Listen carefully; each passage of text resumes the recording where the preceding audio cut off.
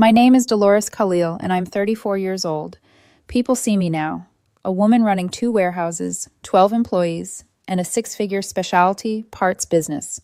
And think I must have come from money, connections, or some kind of golden staircase that delivered me straight into success. If only they knew. I built my company the same way I've built everything in my life, with my hands, my stubbornness, and a kind of quiet, relentless fire that never quite goes out. That fire started burning the night my father's world collapsed. He worked factory jobs his whole life. Modest paychecks, steady hours, and a belief, a dangerous one, I'd later learn, that companies reward loyalty.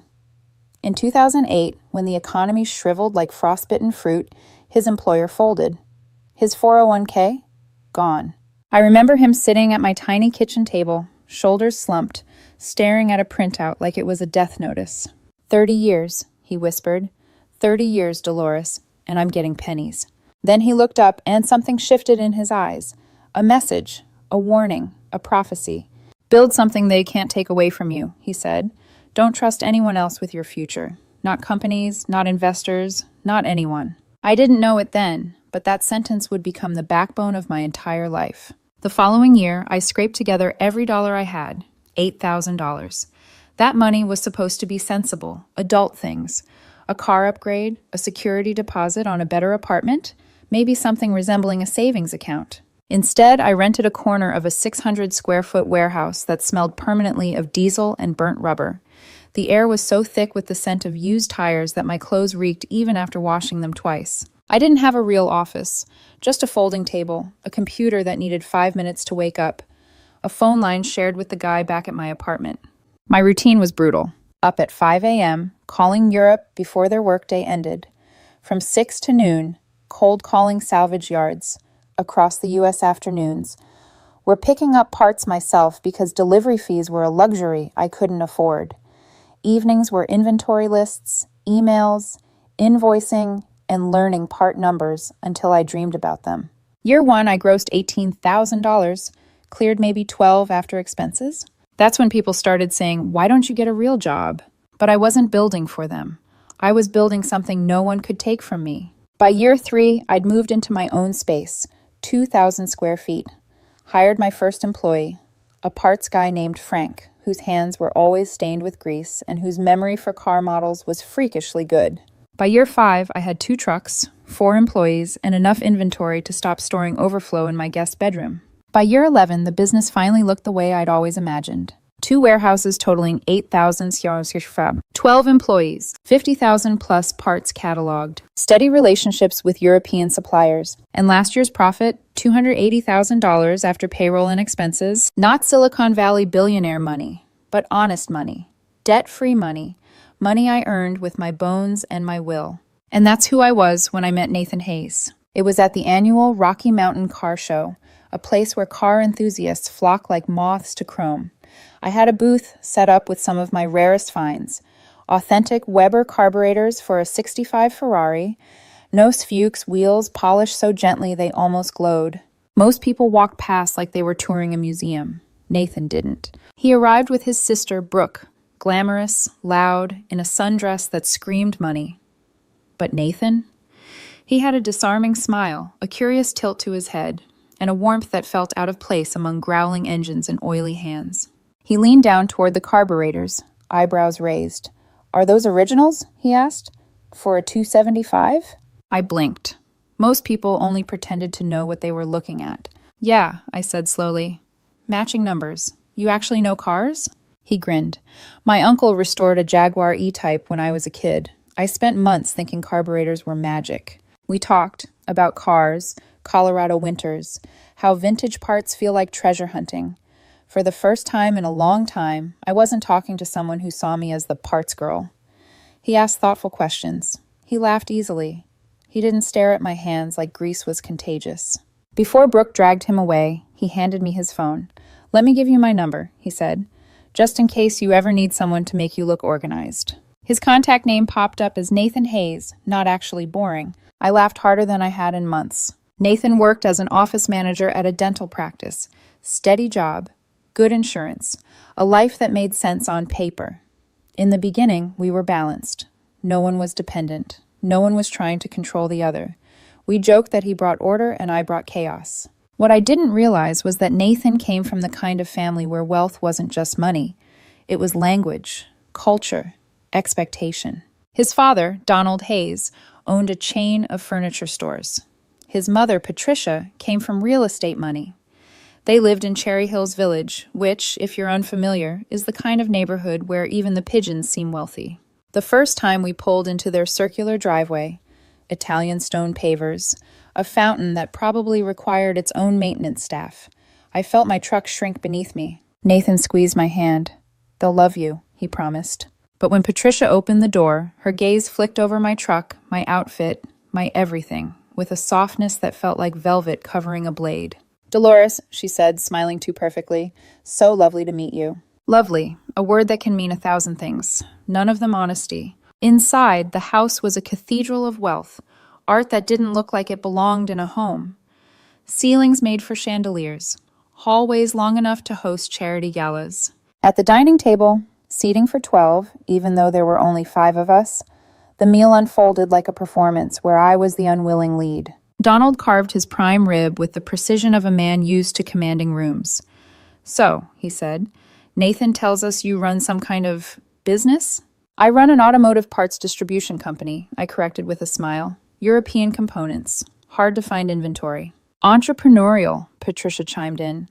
The word dripped with politeness and condescension in equal measure. Donald leaned back. "And how long have you been doing that?" 11 years. "No investors?" Patricia asked, eyebrows lifted. "No. Sole owner. No partners." "Interesting," she said. The questions kept coming. "How much revenue? Any debt? Any partners? Insurance? Succession plan? Financial advisor? Plans to expand? Plans to bring in family?" By the end of the night, I felt dissected, classified, filed away for later review. On the drive home, Nathan gave my knee a gentle squeeze. "See, that wasn't so bad."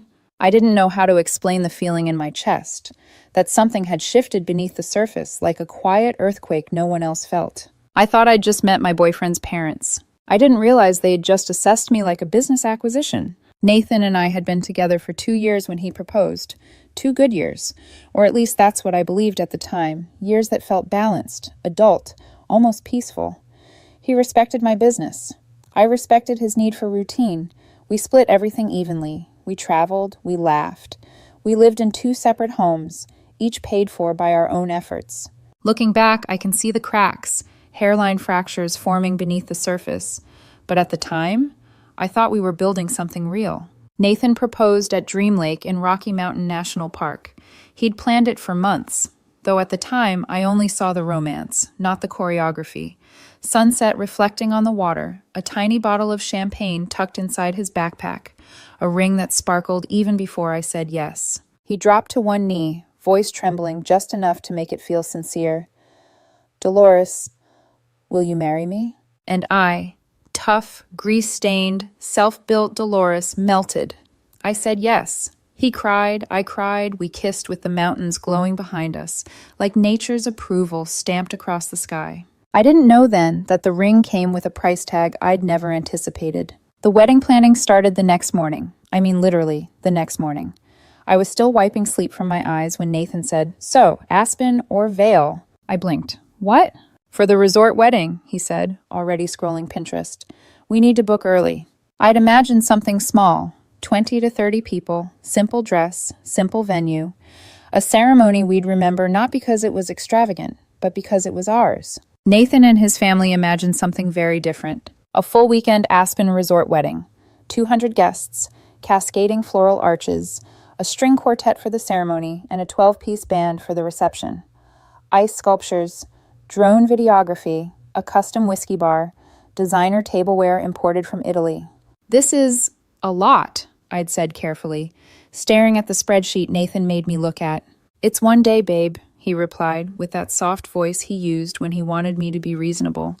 "My parents are covering half. We deserve something beautiful." "Your parents covering half," I said, "means they'll expect something in return." Nathan laughed, a short, dismissive sound. "It's a wedding, not a hostage negotiation." I should have listened to my instincts. I should have remembered my father's warning. But I wanted Nathan to be happy. I wanted the engagement glow to last a little longer. I wanted the fairy tale everyone else seemed to get.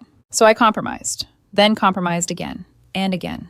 The wedding budget ballooned. Venue, $22,000. Catering and open bar, $18,000. Band, $12,000. Coordinator, $6,000. Photographer and videographer, $8,500. Flowers and decor, $7,000. Dress, $5,500. Tuxes, $3,000. I kept a spreadsheet because I needed to feel in control of something. But the numbers weren't the only things ballooning. So were the expectations. Nathan's mother, Patricia, became my wedding shadow. She'd send lengthy text messages about upgrades we simply must consider, often attaching price estimates that made me nauseous. Dolores, darling, linen napkins are fine, but silk would make the whole room feel more elevated. Dolores, sweetheart, we really should consider plated meals instead of buffet. It's more dignified. Dolores, dear, the bridesmaid dresses need to coordinate with the table setting. It's basic visual cohesion. Every message felt like someone adjusting the strings attached to my body. But the comments that truly made my stomach tighten were the ones she said during Sunday dinners. So, Dolores, how exactly is your business structured again?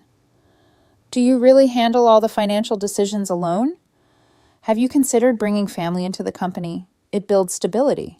Each question sounded polite. Every one of them felt like a red flag. One dinner, Donald leaned across the table, elbows resting on a tablecloth that probably cost more than my entire kitchen. You've built something impressive, Dolores, he said. But businesses plateau unless you have capital and experience behind them. You should think bigger. I'm growing at the pace I'm comfortable with, I replied. Comfortable, he repeated, like it was a synonym for failure. Nathan gave me a tight smile as if to say, just go with it. I gave a tight smile back that meant, what exactly do you expect me to go with? Still, I tried. I really tried. Because I loved Nathan. Because I wanted to believe his parents' world wasn't a trap. Because women like me, women who build alone, who don't come from wealth, are taught to feel grateful when a door opens, even if it only opens for someone else to examine you more closely. The turning point came 3 months before the wedding. We were at his parents' house for dinner. Everything felt normal. Expensive wine, too perfect roast, Brooke laughing at something irrelevant. Then, after dessert, Donald said, Dolores, could we speak in my study for a moment? His tone was warm, too warm, like honey poured over something poisonous. Nathan squeezed my hand, whispering, It's fine. Just go. It'll be quick. I followed Donald and Patricia down a hallway lined with photographs from charity galas and magazine features. Their study looked like a set from a prestige drama, mahogany panels, leather-bound books, a Globe drinks cabinet. Donald motioned for me to sit. We wanted to talk about your future, he began. My stomach tightened. Our families are joining, Patricia added smoothly. And when families unite, assets and goals should align as well. Alarm bells, everywhere. Donald leaned back, fingers steepled. Dolores, we'd like you to transfer 30% of your company to us as a wedding gift, a gesture of trust. I stared at him, genuinely thinking I misunderstood. A wedding gift? Yes, Patricia said, smiling like she was offering me dessert. It symbolizes unity, partnership, stability, and control, I said quietly. Donald's smile didn't falter. Control is such a negative word. Think of it as guidance. We have decades of business experience. We can help you scale. No, I said immediately. Absolutely not. The temperature in the room dropped. Donald's jaw tightened. Think carefully, Dolores. This is a reasonable ask. It's not reasonable, I replied. It's opportunistic. Patricia's voice sharpened. We are trying to include you. You should be grateful. Grateful. There was that word again. The one meant to remind people like me where we supposedly belong. My answer is no, I repeated. When I walked back to the dining room, Nathan looked hopeful, idiotically hopeful, like he expected me to beam and say yes. Instead, I said, we're leaving. The car ride home was cold silence until Nathan snapped. Couldn't you at least consider it? Consider giving away a third of my life's work? I said calmly. No. You're being dramatic. They're trying to help.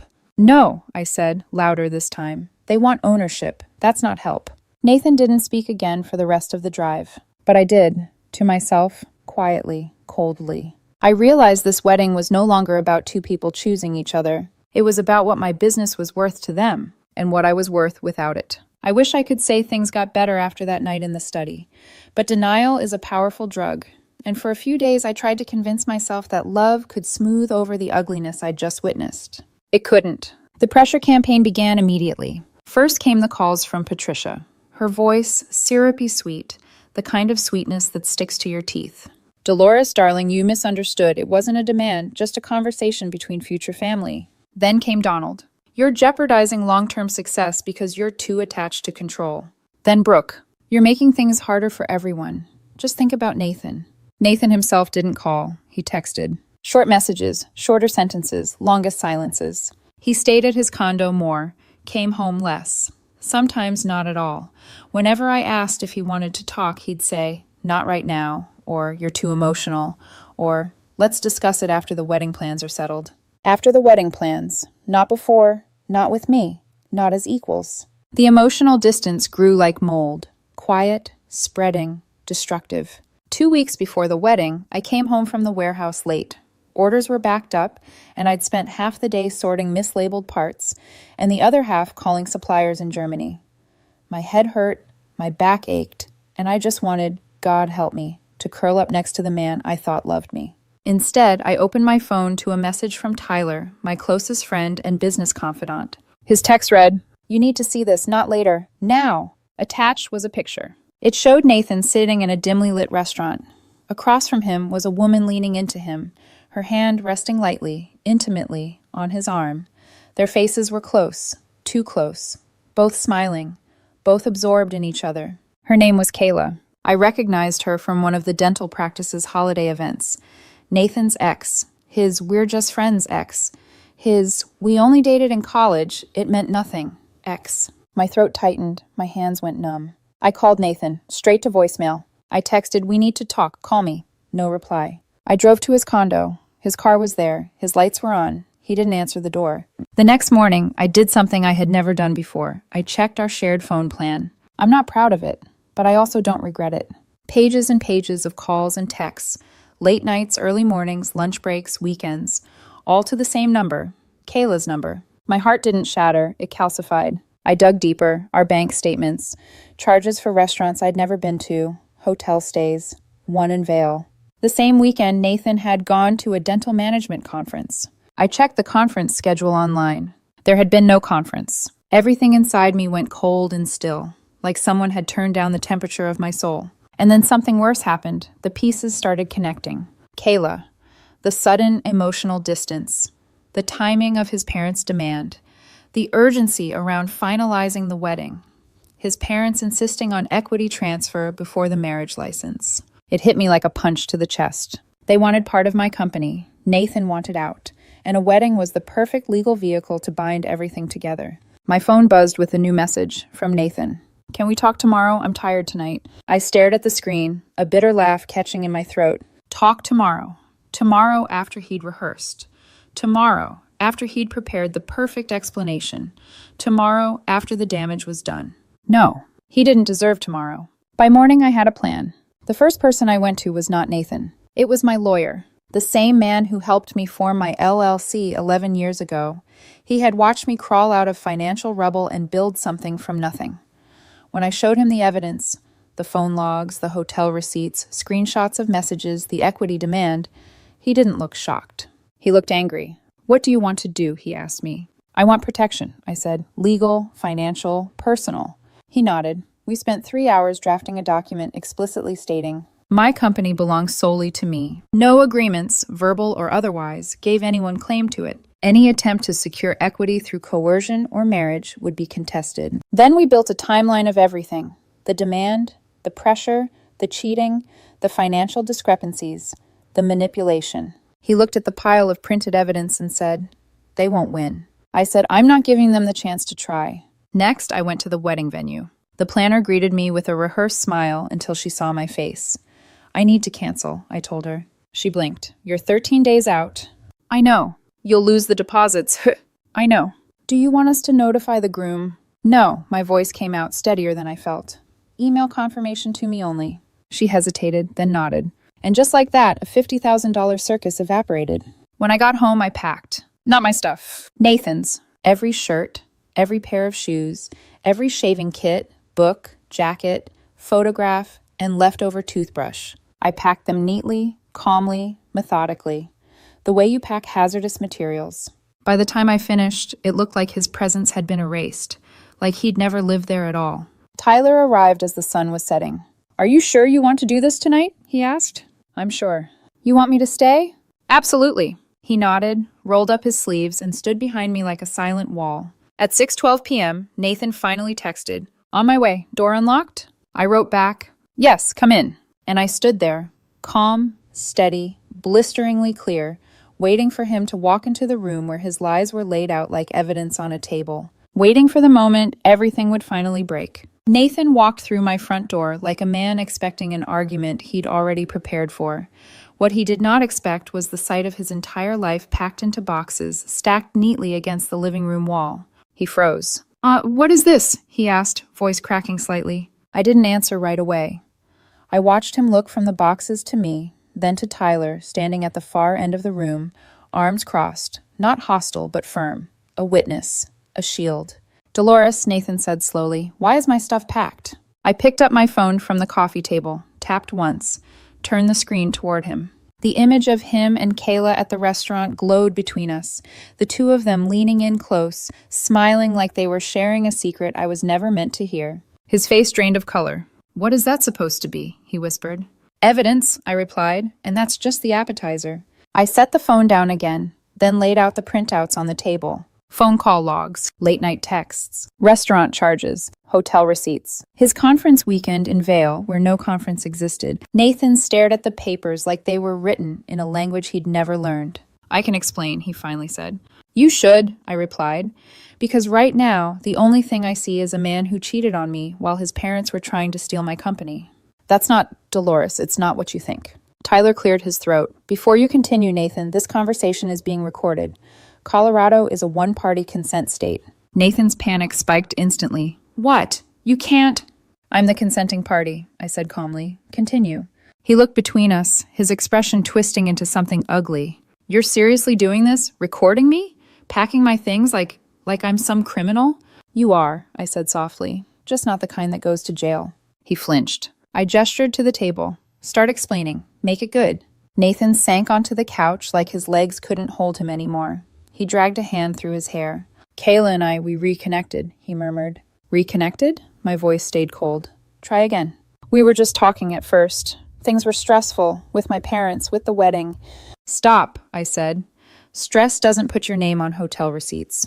Nathan's face twisted. "You pushed me away. You were obsessed with your business. You wouldn't even consider my parents' offer." "Offer?" I laughed once. Sharp. "Nathan, it was extortion wearing a bow tie." "They were trying to help us," he snapped. "They wanted to make sure our future was secure. You acted like they were the enemy." "Because they were," I said, "and you sided with them." He shook his head. "You're twisting it. Kayla just listened. She understood. And you—" "And I what?" I leaned in. "Built something they couldn't buy?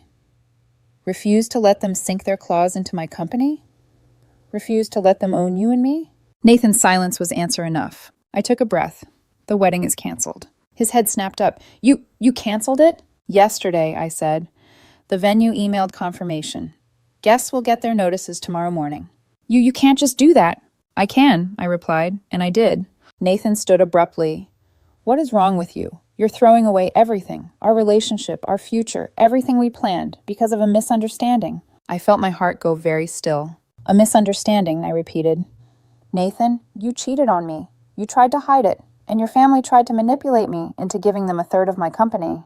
"It wasn't cheating," he shouted. "It was emotional. You did enough," I said. Tyler stepped forward, voice low. "Dolores, want me to read the timestamps on the hotel receipts?" "No," I said. "Nathan knows what he did." Nathan's chest rose and fell quickly. He looked trapped by the evidence, by the truth, and maybe, finally, by his own guilt. "Dolores," he said quietly, desperate now, "we can fix this." "There's nothing left to fix." "Please," he whispered. "Don't do this. Don't throw me out." "I'm not throwing you out, Nathan." I gestured toward the boxes. "I'm helping you leave." His eyes filled, not with sorrow, but with anger. "You think you're better than me," he hissed. "You and your little business. My parents were right about you." "That," I said, "is exactly why this is over." He grabbed one of the smaller boxes like it weighed 100 pounds, stumbling toward the door. At the threshold, he turned back. "My family will destroy you for this," he spat. I met his glare with the calm I didn't know I possessed. "They can try," I said, "but I have documentation and a lawyer. What do you have, Nathan?" He hesitated, then slammed the door so hard the walls shook. Tyler let out a low whistle. Well, that was dramatic. I'm done with dramatic, I said. But I knew I wasn't. Not yet. The fallout came immediately. The next day, I sent the cancellation message to the wedding guests. Due to circumstances beyond our control, the wedding between Dolores and Nathan has been canceled. We appreciate your understanding. No further details will be provided. My phone buzzed nonstop. Family, coworkers, distant acquaintances suddenly interested in the gossip they assumed they deserved. I answered none of them. Donald, however, didn't leave it at missed calls. His lawyer sent me a letter accusing me of breaching a verbal agreement to transfer 30% of my business. I almost laughed. My lawyer responded with a timeline of events, evidence of coercion, evidence of Nathan's affair, evidence that no agreement existed. He also included a threat of a countersuit for harassment. The silence after that was immediate. But Nathan wasn't done. He took to social media. Vague posts, melodramatic quotes, hints that I had been controlling, ungrateful, cold. His friends messaged me with fake concern. His cousins posted supportive comments under his pity posts. His mother posted a Bible verse about women who destroy their homes with their own hands. Classy. I thought I'd have to endure months of their smear campaign. Then salvation arrived in the form of a message from a woman named Jennifer, a coworker from Nathan's dental office.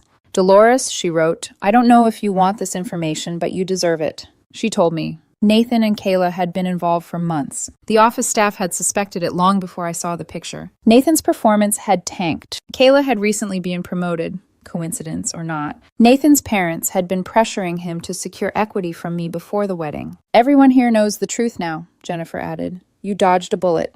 Dodged? I felt like I'd sidestepped a falling skyscraper. In the weeks that followed, the truth spread quietly. People backed away from Nathan's narrative. Donald and Patricia disappeared from social events. 2 of their furniture stores closed. Rumors spread about financial trouble, lawsuits, bad investments. Karma doesn't knock, it kicks in the door. As for me, I went back to work, packed orders, filed invoices, walked my warehouses with the same pride I had the day I opened my first folding table office. And sometimes, late at night, when the world was quiet, I'd walk into my workshop, smell the oil and metal, and hear my father's voice again. Build something they can't take away from you. So I did.